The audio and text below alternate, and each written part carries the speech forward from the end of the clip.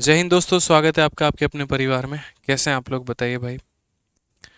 Radhe Radhe, good evening सभी को, good evening. कैसे हैं? गुड इवनिंग भाई, गुड इवनिंग, गुड इवनिंग। कैसे हो भाई, बता दो। बाल बच्चे सुखी हैं, संपन्न हैं, सब ओके है?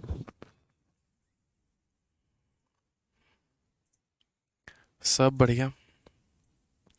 चलो, गुड इवनिंग भाई, good evening. Good evening, good evening, good evening.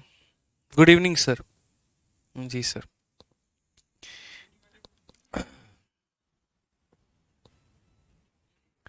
जल्दी से सभी लाइव आ जाओ भाई।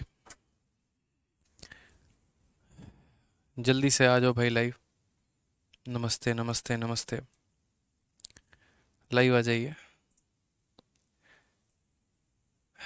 चलिए। तो लास्ट क्लास में हम लोगों ने जो क्वेश्चन किए थे वो 175 तक कर लिया था, और इस क्लास में हमें क्वेश्चन नंबर 176 से आगे सभी सवालों को करना है।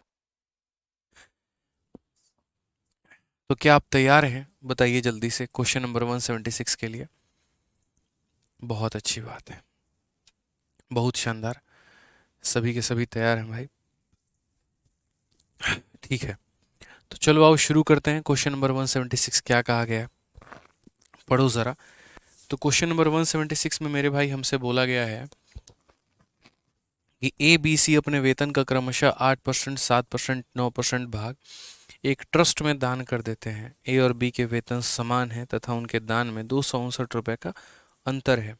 ए और बी का कुल दान सी के दान से 1185 रुपये अधिक है। ए का जो कुल दान है वो ए बी सी के कुल वेतन का कितना प्रतिशत है? एक बहुत ही प्यारा सवाल, बहुत ही बढ़िया सवाल। मतलब आप बनाने चाहोगे तो लगेगा कि हाँ, आप कोई सवाल बना रहे हो। और सबसे बड़ी बात है कि ये सवाल पहले सीपीओ में पूछा गया था, उसके बाद ये सीजीएल में आया है, और उसके बाद में तब जाकर विभिन्न विभिन्न परीक्षाओं में ये पूछा गया है। इस क्वेश्चन का लेवल काफ़ी अच्छा है, और मैं इसके बैच में मैं इसे कई बार करा चुका हूँ। और इत्तेफाक की बात देखो, एक साल मैंने करवाया था और अगले साल वापस से यही क्वेश्चन जो है वो पेपर में आ गया। तो कुल मिलाकर इसके ऊपर में दो सवाल मैंने रखे हैं जो कि दोनों सेम तरीके के दिखते हैं। पहला वाला जो सवाल है वो पूछा गया था मेरे भाई 2020 में, और दूसरा क्वेश्चन पूछा गया था 2021 में। वेरी ब्यूटीफुल क्वेश्चन है यहाँ पे। अगर हम बात करें तो क्या कहा गया, एबीसी ने डोनेट किया है किसी ट्रस्ट को मेरे भाई। तो एक हमारा ए है, दूसरा हमारा बी है, और तीसरा हमारा कौन है, तो सी है। किसी ने 8%, किसी ने 7%, किसी ने 9% डोनेट किया है, और ए और बी का जो सैलरी है वो सेम है। तो अगर हम बात करते हैं, मान लेते हैं एकदम बेसिक से चल रहे हैं, इसकी सैलरी 100x मानते हैं, इसकी सैलरी 100x मानते हैं, और इसकी सैलरी 100y मानते हैं। क्योंकि ए और बी का जो सैलरी है वो सेम है, तो ये हमारा इनकम हो जाएगा। उसके बाद में डोनेशन की अगर हम बात करें, तो ए ने 8% डोनेट किया है तो हमारा 8x हो जाएगा, बी ने 7% डोनेट किया है तो 7y हो जाएगा, और सी ने 9% डोनेट किया है तो 9y हो जाएगा। ठीक है। उसके बाद क्वेश्चन में यहाँ पर क्या कहा गया है, क्वेश्चन में कहा गया उनके डोनेशन का जो अंतर है वो 259 है। उनके डोनेशन का जो अंतर है वो कितना है, 259 है। और यहाँ पर इनके डोनेशन का जो अंतर होगा वो मेरे भाई कितना होगा, तो बोलोगे सर इसका डोनेशन 8 है, इसका डोनेशन 7 है, तो डिफरेंस हमारा कितने का है, तो डिफरेंस हमारा x का है, तो x की वैल्यू 259 है। अब भाई x की वैल्यू अगर 259 है ना, तो आप यहाँ पर इसकी वैल्यू, इसकी वैल्यू, इसकी वैल्यू, इसकी वैल्यू, सबकी वैल्यू आप यहाँ पर निकाल सकते हो। हालांकि मैं अगर आपको बोलता तो शुरू में ही आप यहाँ सवाल में देखते, बोलते कि यहाँ पर दोनों सेम कमा रहे हैं, एक 8% डोनेट करता है, एक 7% डोनेट करता है। अगर मैं आपकी जगह होता तो just to be very honest, मैं यहाँ पर इतना नौटंकी, इतना ड्रामा नहीं करता। मैं सीधा सीधा बोलता कि जितना रुपया ए कमा रहा है उतना ही रुपया बी भी कमा रहा है। यहाँ पर ये 8% डोनेट कर रहा है और ये 7% डोनेट कर रहा है, और इसका डिफरेंस जो है वो सवाल में दिया गया है कितना, 259। तो मैं ये मान के चलता 1% का मान 259 है, तो 1% का मान 259 है, तो 259 इंटू 00, ताकि 100% का मान निकल जाए। ये यहाँ पर हो जाता 259 इंटू 00, यहाँ पर ये 100% का मान निकल जाए। तो वही बात है, x का मान निकाल के 100 से गुना कर दो तो ये 100x 100x हो गए यहाँ पे। ये जो व्यक्ति है अपनी सैलरी का कितना परसेंट डोनेट कर रहा है, 8%, यहाँ पर तो आप लिख सकते हैं, निकालने की आवश्यकता नहीं है। और बी अपनी सैलरी का कितना डोनेट कर रहा है, तो 7% कर रहा है, निकालने की आवश्यकता नहीं है। ज़रूरत होगी तो निकालेंगे, नहीं ज़रूरत होगी तो नहीं निकालेंगे। इस व्यक्ति की सैलरी को 100 वाई मान चुके हैं, तो इसका डोनेशन इसका 9% यानी 9 वाई है। अब क्वेश्चन में यहाँ पर क्या कहा गया है ज़रा पढ़िए। The total donation of A and B is 1185 more than that of C. A का और बी का डोनेशन देखो, ए की सैलरी, ए जो डोनेट करता है अपने सैलरी का 8% और बी डोनेट करता है 7%। चूंकि दोनों की सैलरी बराबर है तो इसका 8% निकालना, समझना मेरी बात को, और फिर उसका 7% निकालना। अलग अलग मत करो, सीधा सीधा पूरी सैलरी का 15% निकाल दो। 10,000 का 8% और 10,000 का 7%, तो इससे बेहतर है 10,000 का कितना निकाल दे, 15% निकाल दे। तो यहाँ पर बोला गया है कि भैया ए के डोनेशन को और बी के डोनेशन को जो है वो हमारे सी के डोनेशन से कितना ज़्यादा है, तो सी के डोनेशन से 1185 ज़्यादा है। यानी डोनेशन ऑफ ए, यहाँ पर आप डोनेशन जैसे शब्द का इस्तेमाल कर सकते हैं कि सर यहाँ पर डोनेशन ऑफ ए हो जाएगा प्लस हमारा डोनेशन ऑफ बी हो जाएगा, and that is equal to 1185 more than the donation of C. यहाँ पे ए का डोनेशन कितना है, पूरी सैलरी का 8%, बी का डोनेशन पूरी सैलरी का 7%। तो पूरी सैलरी का 8%, पूरी सैलरी का 7%, तो पूरी सैलरी का 15%। तो हम यहाँ बोलेंगे सर सीधा 25900 का 15% यहाँ पर जो होगा, ठीक है, 15/100 यहाँ पे, वो बराबर होगा किसके, तो that will be equal to 1185 and plus यहाँ पर 9y, ये हमारा इसके बराबर में होगा। अब अगर हम बात करते हैं यहाँ पर, तो हम बोलेंगे सर 2 0 से हमारा 2 0 खत्म है। क्या हम कोई वैल्यू को कॉमन लेकर काट सकते हैं ताकि हमारा कैलकुलेशन आसान हो जाए, तो 3 से काट पाएंगे। यदि हम 3 से काटने की कोशिश करेंगे तो 3 हमारा 5 बार में काटेगा। 3 से काटेंगे, 3 का 3 गुना 9, उसके बाद में 9 बार में 27 और 5 बार में 15, और 3 से काटेंगे तो 3 बार में ठीक है। 259 का 5 गुना मेरे भाई, यहाँ पर 259 का कितना गुना, 5 गुना, तो 250 का 5 गुना कितना होता है, 1250, और 9 पचे 45, यानी कितना हो जाएगा, 1295। ठीक है, कोई दिक्कत की बात यहाँ बता दो जल्दी। उसके बाद में ये बराबर हो जाएगा हमारे किसके, तो 1295 से हमारा 395 खत्म हो जाएगा मेरे भाई, और ये बराबर हो जाएगा हमारे 3y के। तो यहाँ पर हम बोलेंगे 1295 से 395 चला गया तो 900 बराबर हो जाएगा हमारे किसके, 3y के। तो यहाँ से y का मान हमारा 300 आ जाएगा, और अगर y का मान हमारा 300 आ जाएगा तो क्वेश्चन में जो हमसे पूछा गया है वो हम यहाँ पर बता पाएंगे कि donation of A and C is what percent of total salary of A, B and C. तो जो हमसे यहाँ पर बोला गया कि किसका किसका डोनेशन देखना है, ए का डोनेशन देखना है, और किसका डोनेशन देखना है, तो बोला गया सी का डोनेशन देखना है, और बोला गया इनका जो डोनेशन है वो यहाँ पर ए की सैलरी प्लस बी की सैलरी प्लस सी की सैलरी का कितना परसेंट है। तो ये संख्या इस संख्या का कितना परसेंट है पता करने के लिए इसको इसके साथ में डिवाइड करके क्या करेंगे, 100 से मल्टीप्लाई कर देंगे।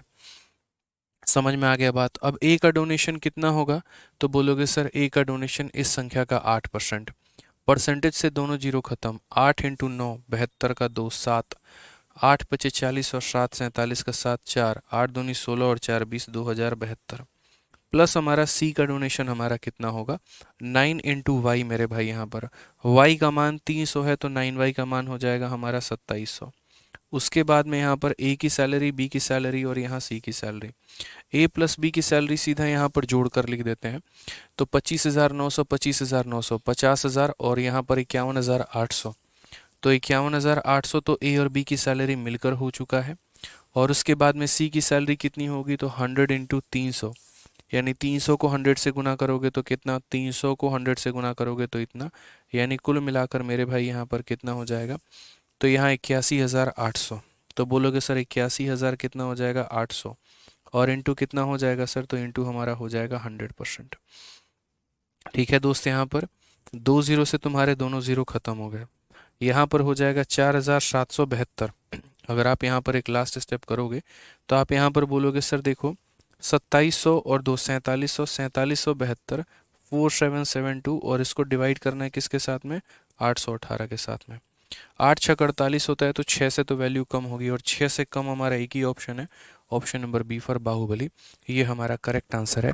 हमें एग्जैक्ट वैल्यू निकालना भी नहीं है, क्योंकि देखो यार 800 का 6 गुना, अगर ये 800 भी होता ना तो 800 का 6 गुना 4800 होना चाहिए था, लेकिन ऊपर वाली वैल्यू 4800 से कम है, मतलब 6 गुने से कम है, तो 6 गुने से कम कौन सा ऑप्शन होगा, तो ऑप्शन नंबर जो बी होगा वो करेक्ट आंसर होगा। ठीक है, काफ़ी बच्चे क्लास में लेट आए हैं और फिर कह रहे हैं एक बार फिर से बता दीजिए, फिर से बता दीजिए। तो पहली बात, आप लोग क्लास में लेट मत आइए।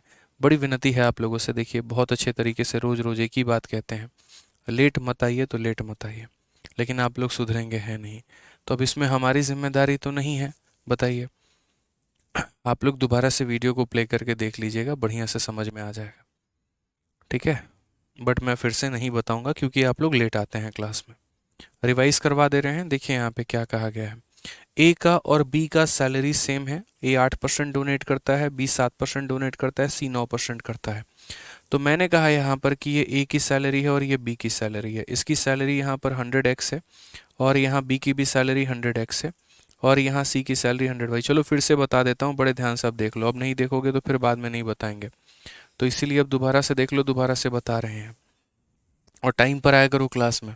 अच्छा सवाल है, बोला था कल ही मैंने कि आज और कल की क्लास बहुत इंपॉर्टेंट है मेंस पॉइंट ऑफ व्यू से, तो समझो इस बात को लेकर यहाँ पे। तो कुल मिलाकर देखो, मैं साइड में बता रहा हूँ, यहाँ समझना, ठीक है। कुल मिलाकर हमारे पास 3 लोग हैं, तो एक ए हो गया, दूसरा बी हो गया, तीसरा सी हो गया। ए ने कमाया है जितना उतना ही बी भी कमा रहा है, यानी 100x 100x। सी की कमाई को 100y मान लिया। ये व्यक्ति अपने इनकम का 8% डोनेट करता है, 8x। ये अपने इनकम का 7% डोनेट करता है, इतना। और ये अपने इनकम का 9% डोनेट करता है, इतना। इनके डोनेशन का जो अंतर है वो 259 है। 8 - 7 यानी x की वैल्यू 259 है। अगर मेरे भाई x की वैल्यू 259 है तो हम यहाँ बोलेंगे 259 इंटू 100 हमारा इतना हो जाएगा। 259 इंटू 100 हमारा इतना हो जाएगा। इसकी सैलरी जितनी है उतना ही रखेंगे। ये अपनी डोनेशन का 8%। 8x की चाहो तो वैल्यू यहाँ लिख सकते हो, कोई दिक्कत नहीं है।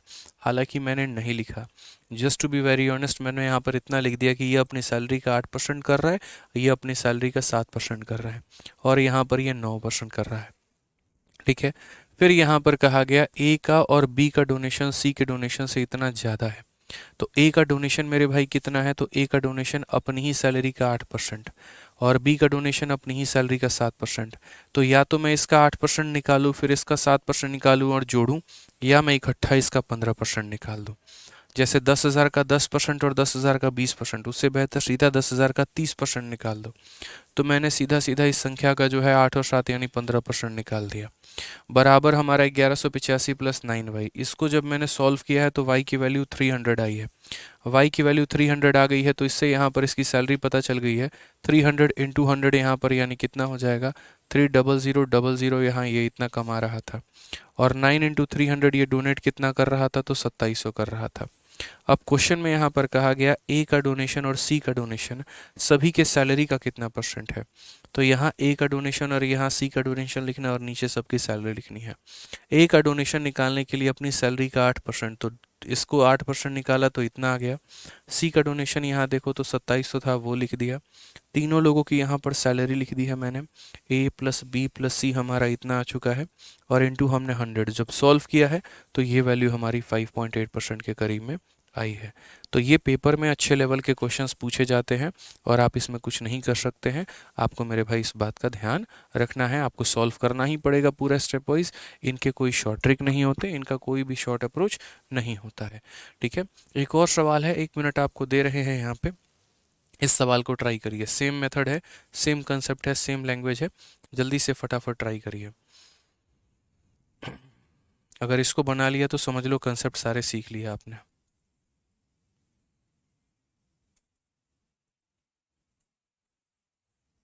जल्दी से बनाओ मेरे भाई, यहाँ पर एक और सवाल दे रहे हैं आपको, जल्दी से बनाइए, फटाफट बनाइए।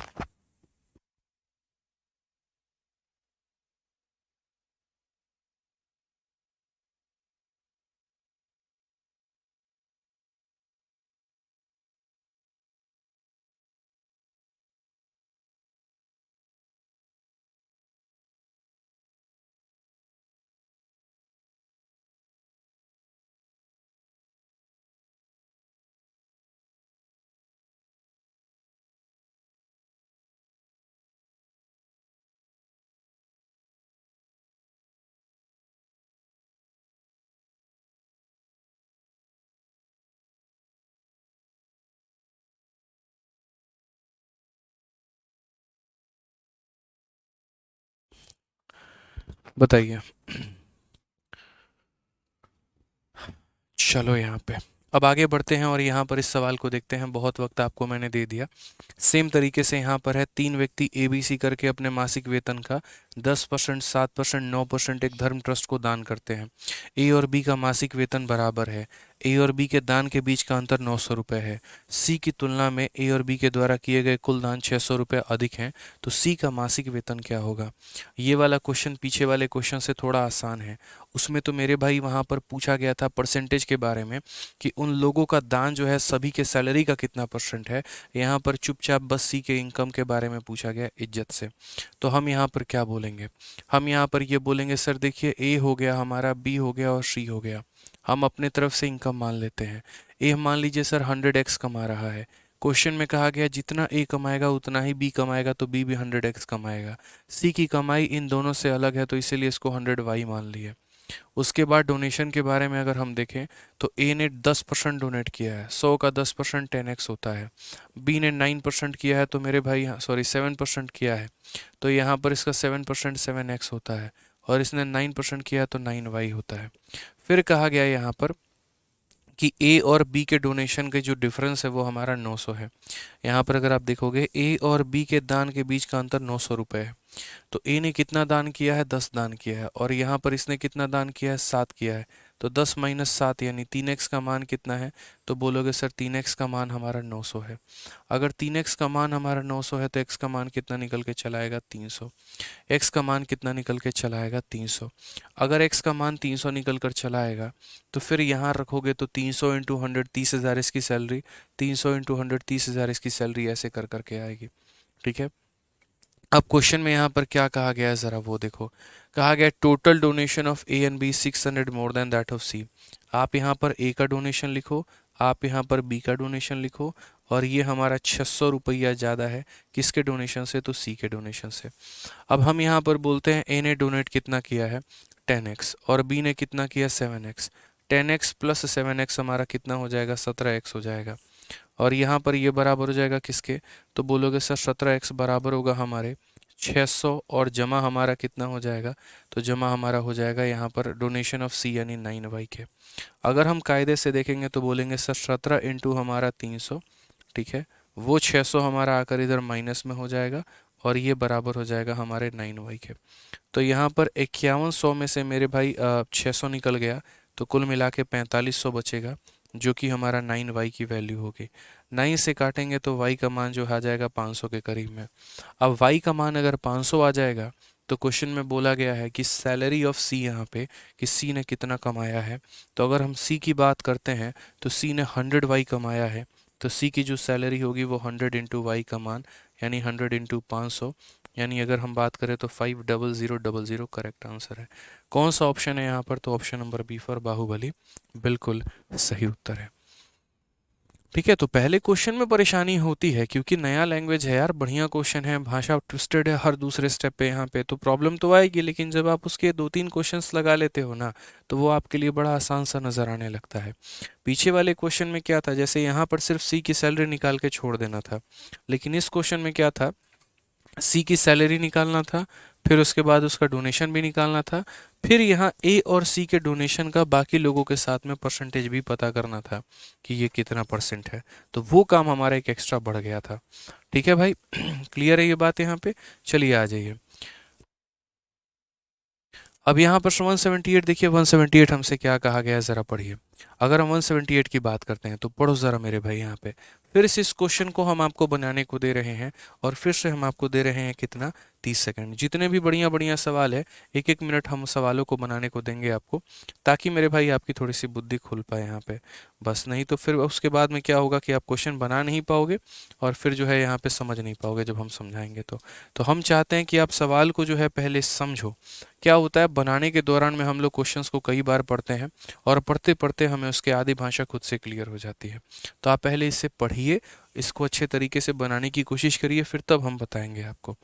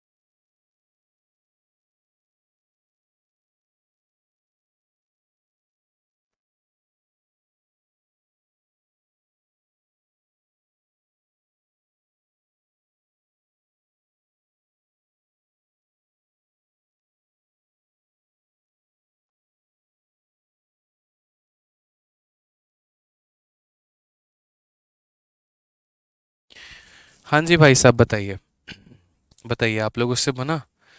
पूरा का पूरा 1.5 मिनट का वक्त लिया आप लोगों ने सवाल को बनाने में। आप कहते हो रिवीजन करो, लेकिन लाइव क्लासेस 7 AM, और क्या क्या लिख रहा है मेरे भाई, 7 AM से 10 PM तक होता है, कैसे रिवीजन करें? तो मेरे भाई एकदम तुम भी तो वही हो चुके हो कि हम एक ही दिन में जो है सारा खाना खत्म करेंगे। किसने कहा सारे सब्जेक्ट पढ़ने को, ये बताओ। जब तैयारी पूरी नहीं है तो मात्र 3 सब्जेक्ट पढ़ो यार। अब भाई एक बात बताओ, यहाँ पर 4 4 5 5 क्लास आप ले रहे हो तो इसमें गलती किसकी है? बोलिए। 3 सब्जेक्ट लीजिए, मैथ इंग्लिश रीजनिंग लीजिए, जीएस को कुछ देर के लिए रोक दीजिए। जब इनमें से कोई भी एक टॉपिक का सिलेबस आगे बढ़ेगा तब जीएस पढ़िएगा। ऐसा थोड़ी है कि खाली खाना खाना है, पचाना नहीं है भाई। खाओ और पचाओ, बस ये यहाँ पर काम करो, इतना। आ जाओ, सवाल को पढ़ो, क्या कहा है। स्वास्तिक अपने आय का 20% बचाता है, जबकि शेष राशि भोजन, किराए, शिक्षा और खरीदारी पर खर्च करता है। आय का 15% भोजन पर खर्च किया जाता है, जबकि 12,800 किराए पर, 32,000 शिक्षा पर, 7200 खरीदारी पर खर्च किए जाते हैं। खरीदारी पर खर्च की गई राशि कुल राशि या कुल खर्चे की जो है वो 11.25% है। तो भोजन पर कितना खर्च किया जाता है, ये कहा गया है। यानी स्वास्तिक जो है अपने इनकम का 20% सेव करता है। तो जैसे मान लीजिए ये हमारे स्वास्तिक भाई हैं, दो चीज़ें होती हैं। एक इनका सेविंग होता है यहाँ पे, जो कि कितना होता है, तो सेविंग का जो परसेंटेज है वो साफ तौर पर कहा गया कि 20% सेव करते हैं। इट मीन्स जो यहाँ पर ये एक्सपेंस कर रहे हैं, तो ये एक्सपेंस कितना करेंगे? तो बोलोगे गुरुजी 80% एक्सपेंस करेंगे। ठीक है। अब इसके बाद यहाँ पर इनका पैसा कहाँ जाता है? तो वाई ही स्पेंड द ठीक है, he save 20% of his income and spend the remaining amount on food, rent, education, shopping. देखो, पहला खाने पे, फिर किराया पे, फिर बच्चों के पढ़ाई लिखाई पे, फिर शॉपिंग पे। ठीक है। अब अगर हम बात करते हैं यहाँ पर, तो एक्सपेंस के कितने पार्ट हो गए? तो कुल मिला के मेरे भाई 4 पार्ट हो गए। कहीं पर भी रिमेनिंग रिमेनिंग रिमेनिंग जैसा शब्द इस्तेमाल नहीं किया है, तो हम लोग ज़्यादा परेशान नहीं करेंगे। एक फूड हो चुका है, फिर रेंट हो चुका है, फिर एजुकेशन हो चुका है, फिर शॉपिंग हो चुका है। तो अगर हम बात करते हैं यहाँ पर, तो क्वेश्चन में कहा गया कि 15% of the income is spend on food. ये बड़ा शानदार लाइन उन्होंने बोला है, पूरी इनकम का 15%। अभी मैंने इनकम को कुछ माना नहीं है अपने तरफ से, इस बात को ध्यान रखना, लेकिन इतना बोला गया कि पूरी इनकम का 15% यहाँ पर ये खाने पे करते हैं। ठीक है। इतना percent spend on food, 12,800 rent के ऊपर में। रेंट के ऊपर में कितना जा रहा है? तो 12,800। उसके बाद में यहाँ पर एजुकेशन पे कितना जा रहा है? तो 7200 जा रहा है। ठीक है। और 12,800 स्पेंड ऑन रेट, इतना परसेंट 32,000 मेरे भाई एजुकेशन पे जा रहा है। एजुकेशन पे कितना जा रहा है? तो 32,000 मेरे भाई यहाँ पर जा रहा है। और उसके बाद में यहाँ पर जो है शॉपिंग पे कितना जा रहा है? तो शॉपिंग पे मेरे भाई 7200 जा रहा है। ठीक है। बोला गया the amount spend on shopping is इतना percent of the total expenditure. ये मेरे भाई जो शॉपिंग पर इसने खर्च किया है ना, ये शॉपिंग पे जो खर्च किया है, तो शॉपिंग पे खर्च किया गया जो पैसा है वो एक्सपेंडिचर का कितना परसेंट है? तो 11.25। कितना परसेंट है? तो 11.25। अभी मैं यहाँ पर इसको लिख ही नहीं रहा हूँ, यहाँ पर ये वाला पार्ट मैं लिख ही नहीं रहा हूँ। ये 15% है, लेकिन 15% किसका है? तो आप बोलोगे सर पूरी इनकम का 15%। एक होता है एक्सपेंडिचर का 15%, जी नहीं, बिल्कुल भी नहीं। इस बात को समझिएगा, ये एक्सपेंडिचर का 15% नहीं है, ये पूरी इनकम का 15% है। हाँ, थोड़ा सा अगर आप रिलेट करना चाहो तो आप ऐसा कर सकते हो कि सर एक काम कर लेते हैं, हम यहाँ पर इनकम को 100x मान लेते हैं। 100x का 20% सेव कर रहा है, यानी कोई 20x सेव कर रहा है। तो यहाँ पर एक्सपेंस कितना करेगा? तो 80x एक्सपेंस करेगा सर यहाँ पे। आप ऐसे कर लो। उसके बाद में 100 का 15%, तो 100 का 15% कितना हो जाएगा? 15x हो जाएगा।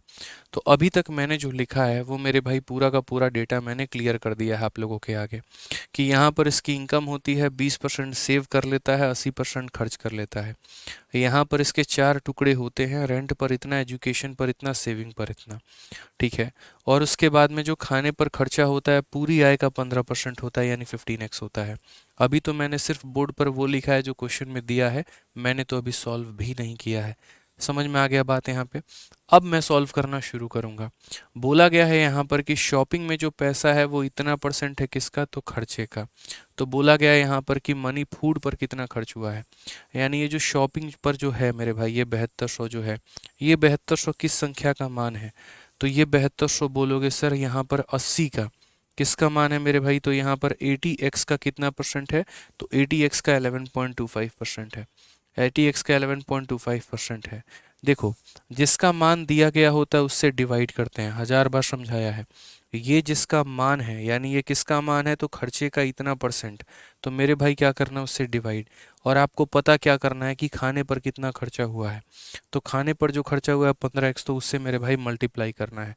बस आप इतना समझ लो। तो जिसका मान दिया होता है उससे डिवाइड करते हैं, और जिसका मान पता करना होता है उससे गुना करते हैं। प्रैक्टिकली बताएं तो ये सब इतना ड्रामा नौटंकी करने की कोई आवश्यकता नहीं थी।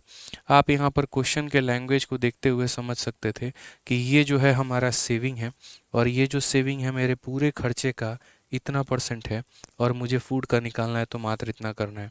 ऊपर का जो फ्लो चार्ट है वो मैंने आपको समझाने के लिए लिखा, लेकिन कहीं पर भी कैलकुलेशन के लिए उसकी कोई आवश्यकता नहीं है। अल्टीमेट जो क्वेश्चन का सोल आकर डिपेंड होता है, जो उसकी आत्मा है, वो यही है। ठीक है, बाकी तो ऊपर के दिखावटी चीज़ें थी यहाँ पे डराने के लिए, धमकाने के लिए। अब अगर हम बात करते हैं तो देखो समझना, पहली बात, जब आप ये परसेंट हटाते हो तो नीचे कितना आता है, तो 100 आता है। उसके बाद में एक और बात को समझो, अगर आप ये और हटाते हो तो नीचे 2 और जीरो चले आते हैं। ठीक है, ये नीचे कभी भी 4 जीरो नहीं रहते, ये ट्रांसफ़र हो जाते हैं ऊपर में, क्योंकि बट्टे के नीचे बट्टा नहीं रहता, तो ये नीचे के 4 जीरो को मैं अब ट्रांसफ़र करूँगा ऊपर में। तो आप ऐसे भी समझ जाओगे, आप ऐसे भी मेरे भाई समझ जाओगे, सर इसका दशमलव हटाए थे तो 2 जीरो यहाँ चला गया था, और ये परसेंट वाला 2 जीरो और चला गया तो 4 जीरो चले गए।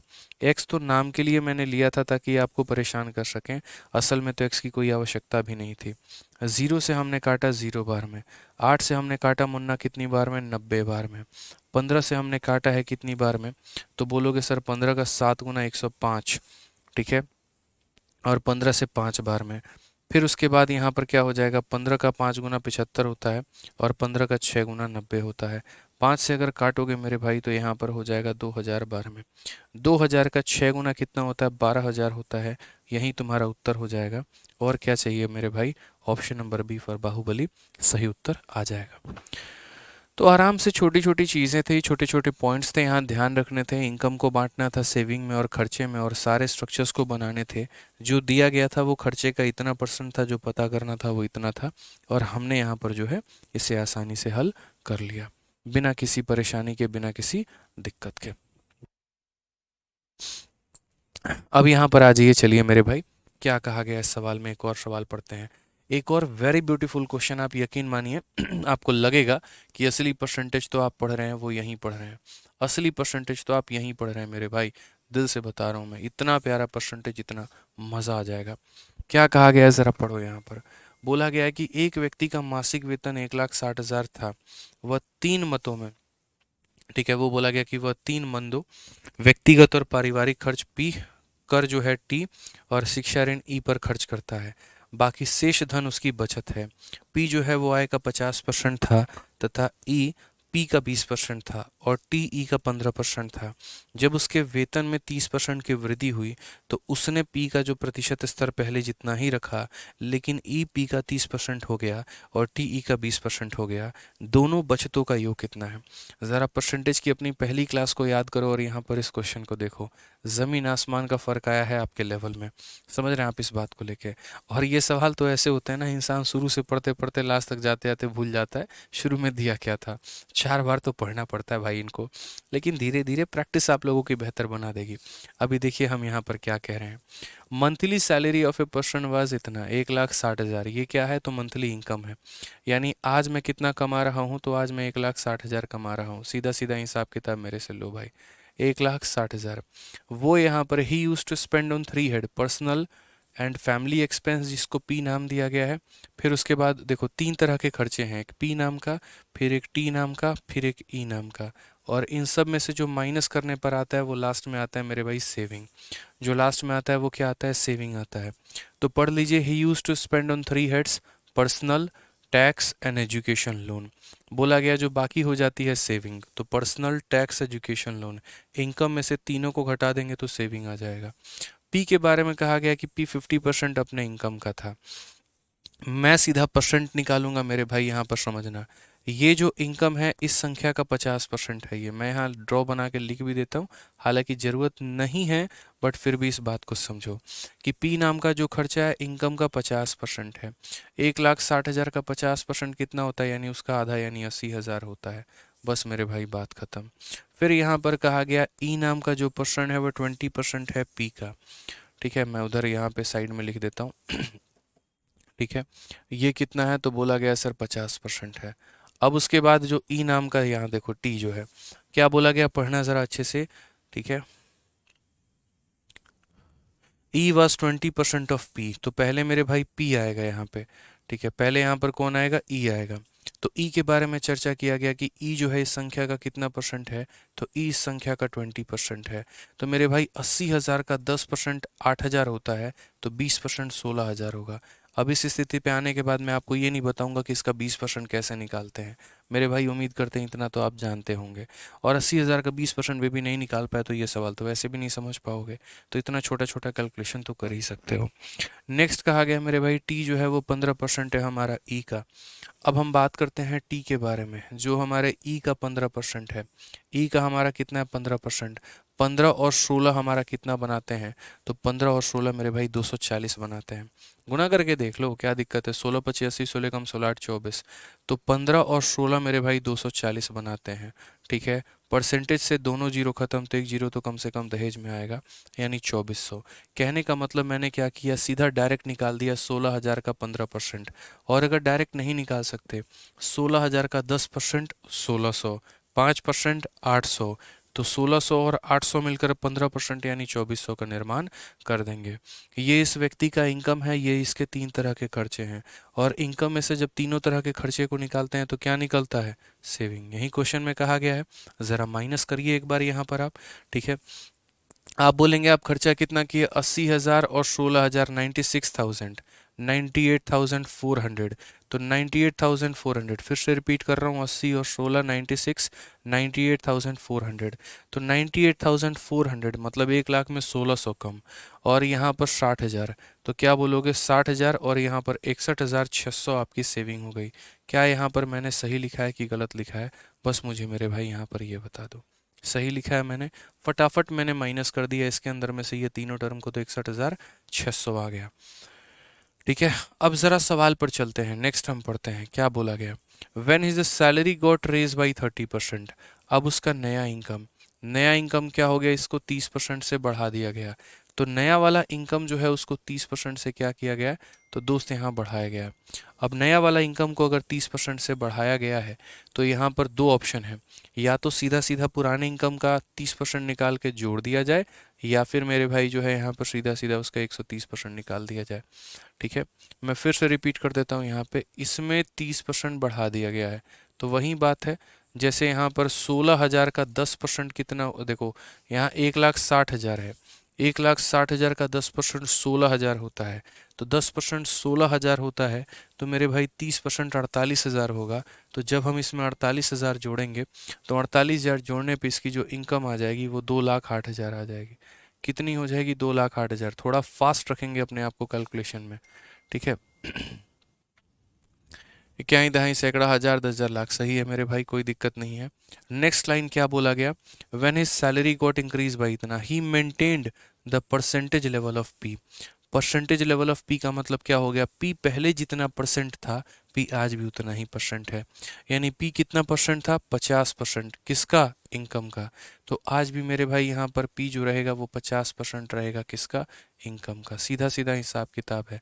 तो 2,08,000 का यहाँ पर जो है वो रहेगा 1,04,000 मेरे भाई, कोई दिक्कत की बात नहीं है। नेक्स्ट कहा गया, but E became 30% of P. ठीक है, तो यहाँ पर अगर हम ई की बात करते हैं तो ये इसका 30% हो जाएगा।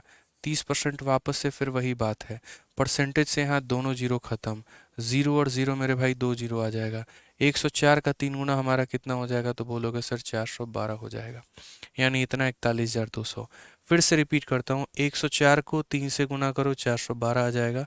एक जीरो का एक और जीरो आ जाएगा, परसेंटेज 2 जीरो को खत्म कर देगा तो एक जीरो मिल जाएगा तुम्हें।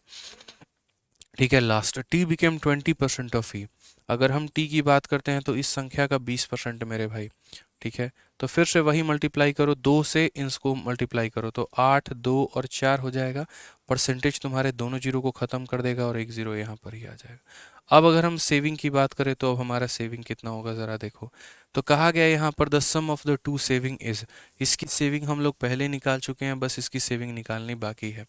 ठीक है, तो आप ऐसे समझ लो कि 2,08,000 में से 1,04,000 तो चला गया, बच गया 1,04,000। उस 1,04,000 में से बाकी यहाँ पर इन दोनों को घटा देना है। या फिर ऐसे कह लो कि सर 2,08,000 में से सबको माइनस कर लो, आपकी अपनी इच्छा है, कोई दिक्कत की बात नहीं है। तो यहाँ पर एक बार सबको जोड़ लो ज़रा, 1,04,000 और 41,000, तो यहाँ 1,45,200, 1,45,200, 1,53,200, 1,53,440, 1,53,440 मेरे भाई, ये इसके खर्चे हैं। जब मैंने ये तीनों खर्चों को जोड़ा तो ये हमारा इतना आया। और सैलरी हमारी है मेरे भाई 2,08,000 रुपये।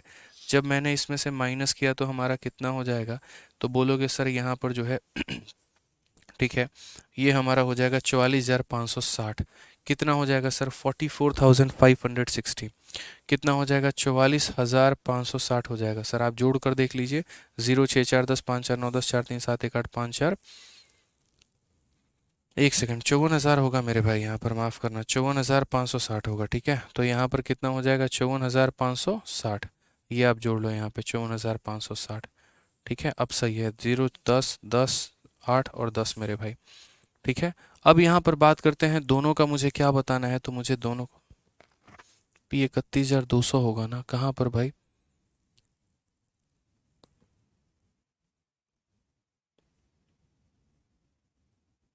ओके हाँ एक सेकंड, यहाँ 312 होगा। सही कह रहे हैं निर्पान भाई, कोई नहीं, तो वैल्यू हमारी और बढ़ जाएगी, 31,200 होगा। तो यहाँ पर अगर 31,200, ठीक है कोई दिक्कत नहीं है, यानी हमने 10,000 खर्चा कम कर दिया तो सेविंग 10,000 बढ़ जाएगी, तो ये 64,000 आ जाएगा फिर। ठीक है, तो सही है, कोई दिक्कत नहीं है। आप यहाँ देख लीजिए, आप लोग यहाँ पर जब इसमें से माइनस करोगे, ये अपने इनकम में से सारे खर्चे माइनस करोगे तो 64,560 आ जाएगा। अब 64,560 आ जाएगा तो ज़रा इन दोनों को जोड़ो, तो आप बोलोगे सर ये 0 हो गया, फिर ये हमारा 6 हो गया, फिर ये 6 5 1 11, ठीक है, 4 1 5 1 6 और 6 6 12, सर ये हमारा आंसर हो जाएगा, यानी 1,26,160। 1,00,000, ठीक है, 0 हो गया हमारा, 6 हो जाएगा, 6 5 1 11,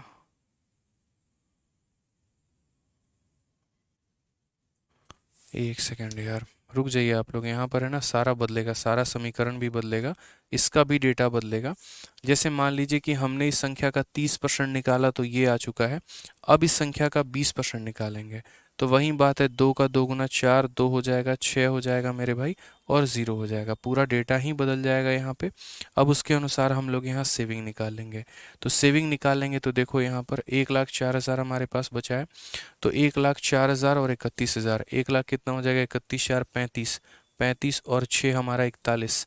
ठीक है, तो यहाँ पर हो जाएगा 1,41,000, 1,41,440 मेरे भाई, आप जोड़ के देख लीजिए, 1,04,000 में 31,000 जोड़ेंगे, 1,35,000, 1,35,200, 1,41,200, 41,440, तो 1,41,440 ये हमारा है, और पूरा हमें माइनस करना है कितने में से, तो 2,08,000 में से, यही हमारी इनकम है।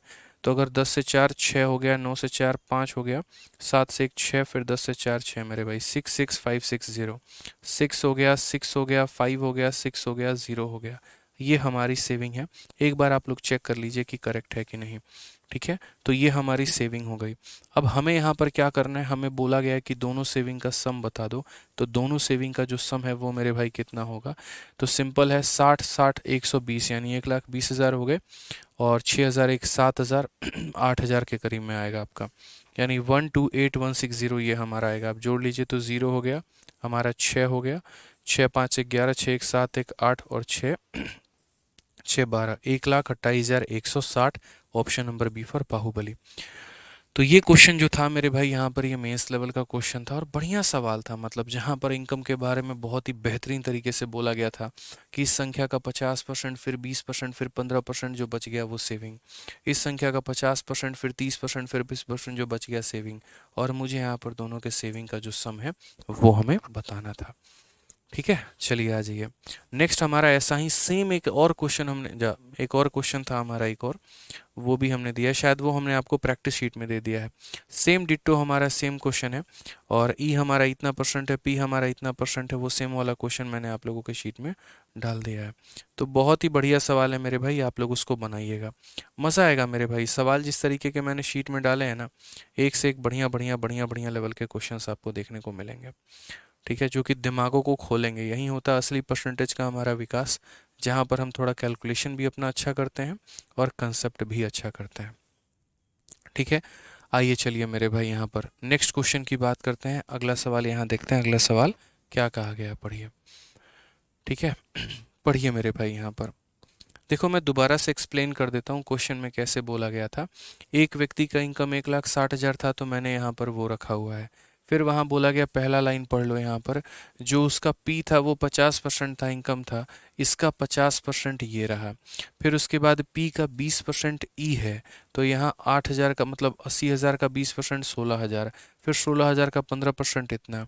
तुम्हारे इनकम में से तीनों खर्चे निकाल देंगे तो मेरे भाई सेविंग निकल के चला आएगा। अब यहाँ बोला गया है कि यदि इसके इनकम को 30% बढ़ा दें, यानी यदि इसके इनकम को इतना कर दें, तो अब जो पी है वो इसका 50% है, यानी इसका आधा है। जो ई है वो इसका 30% है, यानी इतना है। और जो टी है वो इसका 20% है, यानी इतना है।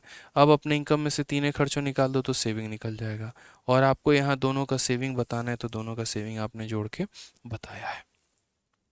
ठीक है, चलिए आ जाइए यहाँ पर नेक्स्ट क्वेश्चन देखते हैं, अगला सवाल समझते हैं क्या है। वेरी ब्यूटीफुल क्वेश्चन, और ऑफलाइन में लगभग हर बच्चे का ये डाउट रहता है, और कई बार मेरे सामने मेरे से डाउट पूछा है, या तो डाउट टीचर लोगों से डाउट पूछा है।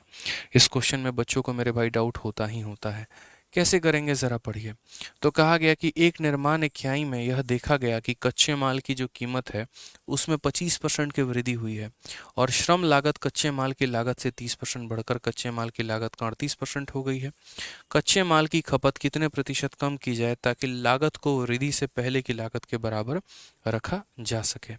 तो अगर हम बात करते हैं, तो in manufacturing unit it was noted that price of raw material has increase by 25। जैसे मान लीजिए कि पहले रॉ मटेरियल कितने का आता था, तो पहले रॉ मटेरियल अगर आप देखेंगे, कच्चा माल जो होता है जिससे कोई भी सामान का निर्माण होता है, जैसे यहाँ पर अगर पेन बनाना है तो इसके लिए कच्चा माल जो है वो प्लास्टिक है। फर्नीचर का कुछ भी बनाना है तो कच्चा माल लकड़ी है। ठीक है, तो अगर हम देखेंगे तो बोला गया सर रॉ मटेरियल की जो हमारी कीमत है वो कीमत हमारी 25% से बढ़ गई है। यानी पहले उसकी कीमत होती थी, और अब यहाँ पर कीमत में कितने का इजाफा आया है, तो 25% का सर यहाँ पर इजाफा आ गया है। तो पहली लाइन यही बोली है कि price of raw material has increase by 25 and labour cost has gone from 30% of cost of raw material to 38% of cost of raw material. जो लेबर है ना मेरे भाई, यहाँ पर वो लेबर का अपना ही ड्रामा है। वो लेबर यहाँ पर क्या करता है, सीधा सीधा रॉ मटेरियल के ऊपर में अपना पैसा लेता है। ठीक है, एक होता है यहाँ पर कि लेबर का चार्ज 30% से बढ़ गया, इसका मतलब यहाँ जो लेबर का चार्ज लगता था ना, अब 30% बढ़ाकर मेरे भाई कुछ नया चार्ज निकालेंगे। बट यहाँ पर ये वाला सीन नहीं है, यहाँ रॉ मटेरियल वाला सीन नहीं है कि जैसे रॉ मटेरियल का कीमत 25% से बढ़ गया तो पुराने कीमत में 25% जोड़ दोगे तो नया कीमत आ जाएगा। ये हमारा रॉ में कर सकते हो, लेकिन लेबर कॉस्ट में ऐसा नहीं कर सकते। जो लेबर होता है ना, वो एक तरीके से तुम्हारे रॉ मटेरियल के ऊपर में डिसाइड होता है। जैसे ऐसे समझ लो, यहाँ पे जो आप ठेका देते हो, तो ठेका किसके ऊपर में होता है। मान लो कि 500 स्क्वायर फुट का एरिया पे ऊपर टाइल लगाना है, तो लेबर उसका चार्ज लेता है। लेकिन कल के दिन 500 के जगह पर 700 स्क्वायर फुट तुम्हें यहाँ टाइल लगवानी हो, तो उसके अनुसार लेबर चार्ज बढ़ जाता है। तो लेबर का जो अनुबंध होता है वो किसके साथ में होता है, रॉ मटेरियल के साथ में। तो लेबर ने अपना परसेंटेज बढ़ा दिया। पहले जो लेबर लेता था वो 30% of cost of raw material था, और रॉ मटेरियल का जितना भी खर्चा आता था उसका 30% मेरे भाई वो लेता था यहाँ पे। और अब जो लेबर है वो ले रहा है नया वाला कॉस्ट का कितना परसेंट, तो नया वाले में 38% मेरे भाई नए वाले कॉस्ट का वो ले रहा है। ठीक है, फिर बोला गया what percentage of the consumption of raw material be decrease so that cost was same as that of before, ये हम लोग निकालेंगे। अब एक बात बताओ मेरे भाई, अक्सर हम लोगों की आदत क्या होती है, अक्सर हम लोगों की आदत यहाँ पर होती है 100 मान लेना। तो यहाँ आप 100 मानोगे ना, तो 100 में 25% बढ़ाने के बाद 125 आ जाएगा। कोई दिक्कत की बात नहीं है, कोई परेशानी की बात नहीं है। 100 का 30% हमारा 30 होता है, हम वो भी लिख लेकिन जब यहाँ 125 का 38% निकालने जाओगे तो तुम्हें कष्ट होगा। तो क्यों ना हम यहाँ पर एक काम करें कि हम यहाँ पर एक ऐसी संख्या मान ले। देखो, हम यहाँ पर जब भी ऐसी स्थिति में फंस जाते हैं ना, ऐसा नहीं है कि हम बना नहीं सकते, बस हमारे क्वेश्चंस कैलकुलेटिव होंगे। इसका 30% निकालना आसान है, लेकिन इसका 38% निकालना थोड़ा कैलकुलेटिव है। तो जब भी हम अपने कैलकुलेशन में ऐसे फंस जाते हैं, तो उस केस में हम अपने मन से 100 नहीं मानते हैं। उस केस में यहाँ जो भी परसेंट दिया गया होता है, इसको फ्रैक्शन में तोड़ देते हैं, ताकि ये भी तो कुछ कह रहा है, इसकी भी तो सुनो। हर जगह अपनी मनमानी चला रहे हो तो इसकी क्या जरूरत है फिर। अब कल के दिन 11 होल 1/9 दिया और तुम जबरदस्ती का 100 मान के बैठे हो, तो ऐसे थोड़ी होता है भाई। उसकी भी कुछ बात मानो, उसकी भी कोई अपनी इज्जत है। तो उसकी जब बात मानोगे तो वो क्या बोलना चाहता है वो समझो। ये कहना चाहता है कि 25% का जो फ्रैक्शन होता है वो 1/4 होता है। यानी अगर पहले लेबर कॉस्ट 4 रुपया था, तो अब 4 में 1 बढ़ गया है तो 5 हो गया है। तो 4 से 5 हो रहा है वैल्यू। कितना हो रहा है? तो बोलोगे 4 से 5 हो रहा है। अब भाई 4 से 5 हो रहा है, तुम्हारी ये बात मान गए कि 4 से 5 हो रहा है। बट मेरी भी एक बात मानोगे, यहाँ पर मेरे भाई 4 के जगह तुम 400 ले लेना, ताकि ये 5 के जगह 500 बन जाए। अब बोलोगे 400 क्यों लिया? ताकि उसका परसेंट निकालना आसान हो। 4 का 30% निकालना मुश्किल है भाई। 40 का 30% निकाल लो, वो आसानी से निकल जाएगा, या 400 का 30% निकाल लो, वो निकल जाएगा। लेकिन 4 का मुश्किल रहेगा। तो हाँ, रेशियो ज़रूर रहेगा इनके बीच में 4 और 5 का। बट हम 4 के जगह 400 मान लेंगे, 5 के जगह 500 मान लेंगे। अब ज़रा हमारा सवाल देखो बाकी लोगों की तुलना में कितना तेज़ी में बनेगा। ठीक है। तो 400 का 30%, 4 × 3 कितना हो जाएगा? 12। एक जीरो का जीरो, और परसेंटेज से दोनों जीरो खत्म। 5 × 38, 5 × 38 कितना होता है? तो बोलोगे सर 190 हो जाता है, और परसेंटेज से हमारे दोनों जीरो खत्म। कितना आसानी से आ गया बताओ। और नहीं तो पहले समझ रहे थे कितना कैलकुलेशन जा रहा था। अब ज़रा समझना मेरी बात। अब यहाँ सामान बनाने का जो कॉस्ट आ रहा है वो कितना आ रहा है? तो पहले यहाँ पर मेरे से रॉ मटेरियल 400 लगते थे, लेबर 120 लगता था, मेरा सामान 520 रुपया में बन के तैयार हो जाता था। बट अब मुझे सामान बनवाने में जो है वो कितने का खर्चा आ रहा है? 500 रुपया का सामान और 190 रुपया लेबर, यानी 690 रुपया का खर्चा हो रहा है। ठीक है। मैं क्या चाहता हूँ ये बताओ। मैं चाहता हूँ कि द परसेंटेज, यहाँ पर the percentage of consumption of raw material be reduced to reduce to so that keep the cost as same as that before। मैं चाहता हूँ यार, पहले मेरा कलम इतने में बन के तैयार होता था, अब मेरी कलम इतने में बन के तैयार हो रही है। मैं चाहता हूँ कि इस कीमत को वापस से यहाँ पर लेकर आऊँ। तो इस कीमत को यहाँ पर लेकर आने के लिए क्या करना होगा? तो कीमत को कम करने के लिए मुझे अपने रॉ मटेरियल को अब कम पे लाना होगा। क्योंकि देखो, मैं रॉ मटेरियल कम में लेकर आऊँगा, जाहिर सी बात है कंजप्शन कम करूँगा, क्योंकि देखो रेट तो जितना है उतना है। तो अगर मैं कंजप्शंस को कम करूँगा तो लेबर चार्ज भी कम हो जाएगा, और लेबर चार्ज भी कम हो जाएगा तो फाइनली मेरा कॉस्ट भी कम हो जाएगा। इसीलिए एग्जामिनर ने यहाँ जो शब्द इस्तेमाल किया है, उसने ये कहा है कि तुम अपने रॉ मटेरियल के अंदर में कितने की कटौती करोगे। ढंग से पढ़ लीजिए कि कच्चे माल की खपत में कितने % की कमी की जाएगी। उसकी खपत को तुम कम करोगे तो लेबर कॉस्ट भी ऑटोमेटिक कम हो जाएगा। और लेबर कॉस्ट भी यार, जहाँ पर 10 किलो सामान बनाना है तो 10 किलो के हिसाब से लेबर लगेंगे, लेकिन अगर 1000 किलो बनाने को बोल दे तो लेबर कॉस्ट भी वैसे ही भागेगा। तो वही बात है यहाँ पर कि कच्चे माल की खपत की कमी करेंगे तो लेबर कॉस्ट भी कम हो जाएगा। तो उससे क्या होगा, हम अपने पैसे को पुराने वाले रेट पे खर्चे पे लेकर आ सकते हैं। यानी अल्टीमेटली आसान भाषा में बोले तो तुम्हें इस संख्या को इतना बनाने के लिए कितने % की कमी करनी होगी? तो बोलोगे सर परसेंटेज डिक्रीज बराबर। ज़्यादा यहाँ लेक्चर ना देते हुए इसको हमें इतना बनाना है। कितने की कमी की मैंने? 170 की कमी की है। कितने के ऊपर में की है भाई ये कमी? तो 690 के ऊपर में की है। इनटू कितना करेंगे? तो बोलोगे सर 100%। लो भाई, तुम्हारा आंसर आ गया, जीरो से जीरो खत्म। 1700 को 69 से भाग करोगे, कितना आ जाएगा तुम्हारा answer?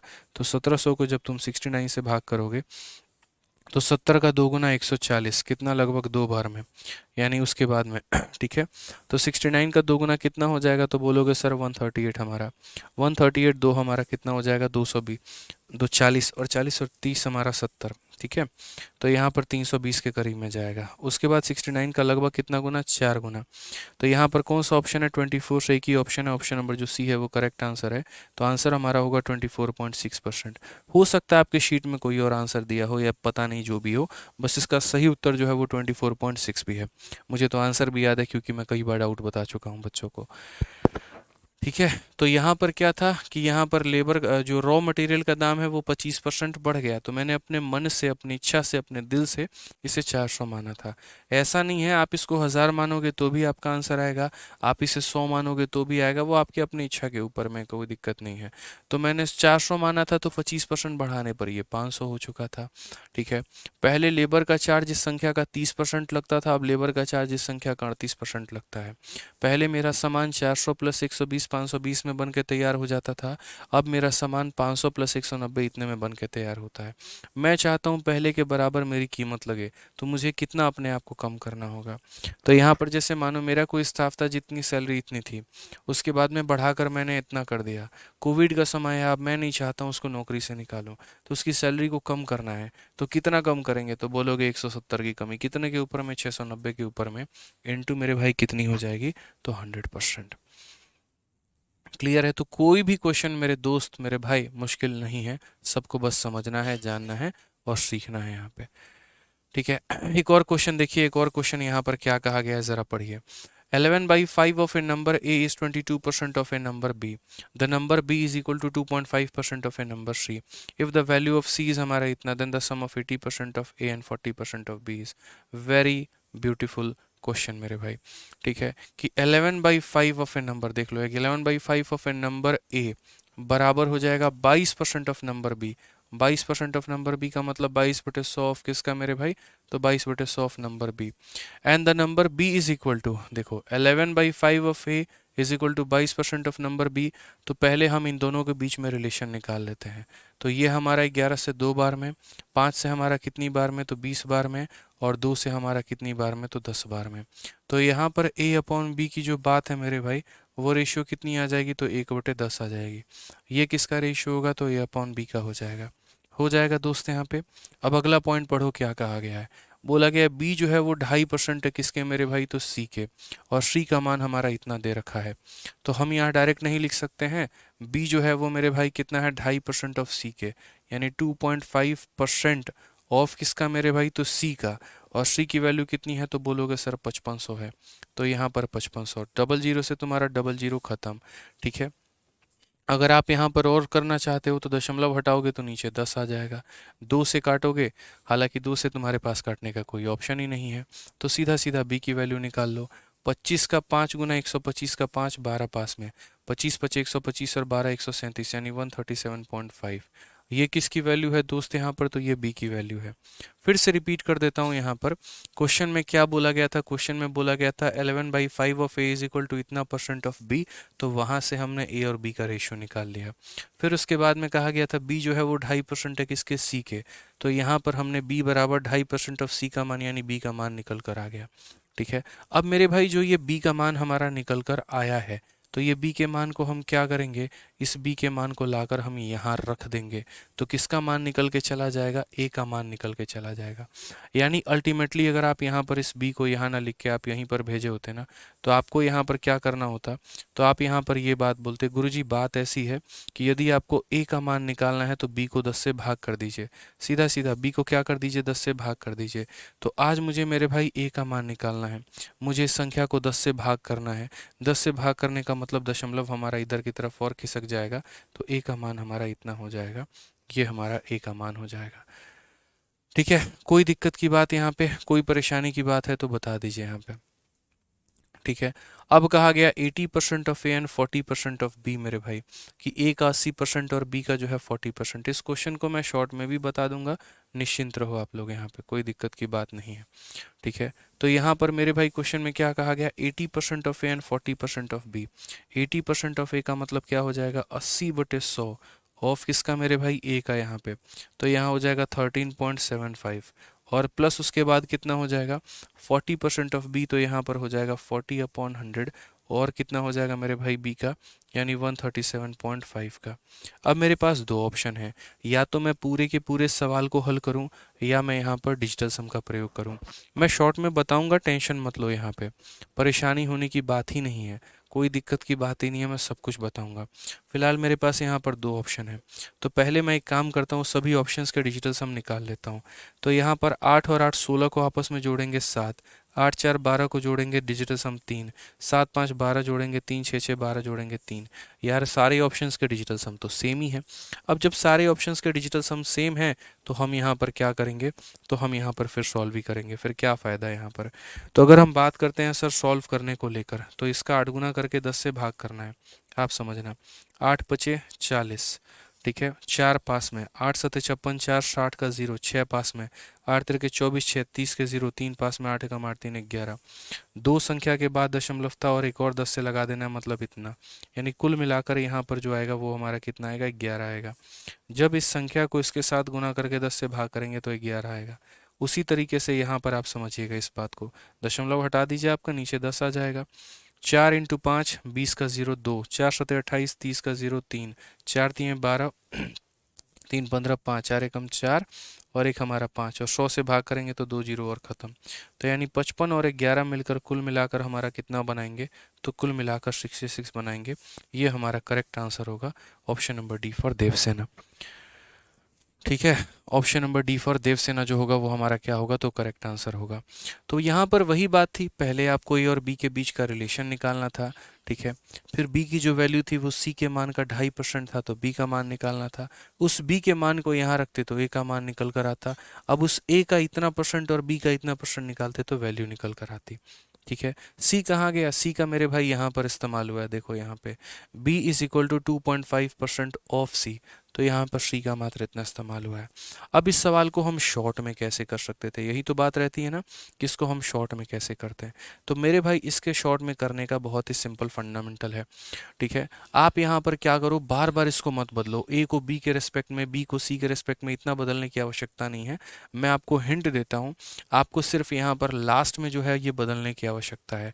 80% of A plus 40% of B, आप सीधा सीधा मेरे भाई इसी पे बदल दो, आपका काम खत्म हो जाएगा। सीधा लास्ट में बदलो। अब बोलोगे सर कैसे, अब ये हम अभी नहीं बताएंगे, कल की क्लास में बताएंगे, क्योंकि 7:30 पे अभी यूट्यूब पे अनाउंसमेंट है, मैं 5 मिनट ऑलरेडी लेट हो चुका हूँ। तो आप लोग इसको ट्राई करके लेकर आइएगा बढ़िया तरीके से। ठीक है, और उसके बाद में इसका सेकंड मेथड मैं कल की क्लास में डिस्कस करूंगा। कुछ नहीं करना है, मतलब ए और बी को शुरू में जो हम रेशियो बना रहे थे ना, और फिर बी की वैल्यू निकाल रहे थे, कुछ नहीं निकालना है। ठीक है मेरे भाई, ए को भी बी के टर्म में बदल देना है, बस इतना ही करना है। ए को भी बी के टर्म में बदल देना है और फिर लास्ट में हम सीधा सीधा आंसर निकाल देंगे, वो मैं डिटेल में समझाऊंगा कल। ठीक है, चलिए तो बढ़िया तरीके से पढ़िए, और काफ़ी बच्चे आज लाइव हैं, मतलब कल की तुलना में आज ज़्यादा बच्चे लाइव हैं। देखो बढ़िया सवालों के लिए जो है सभी के सभी मोटिवेटेड हैं, तो बढ़िया से पढ़ो। बाकी अभी यूट्यूब पर एक प्यारी सी उत्तर प्रदेश वाले बच्चों के लिए अनाउंसमेंट है, तो मिलते हैं मेरे भाई अभी यूट्यूब पर। आज के लिए इतना ही, धन्यवाद, थैंक यू।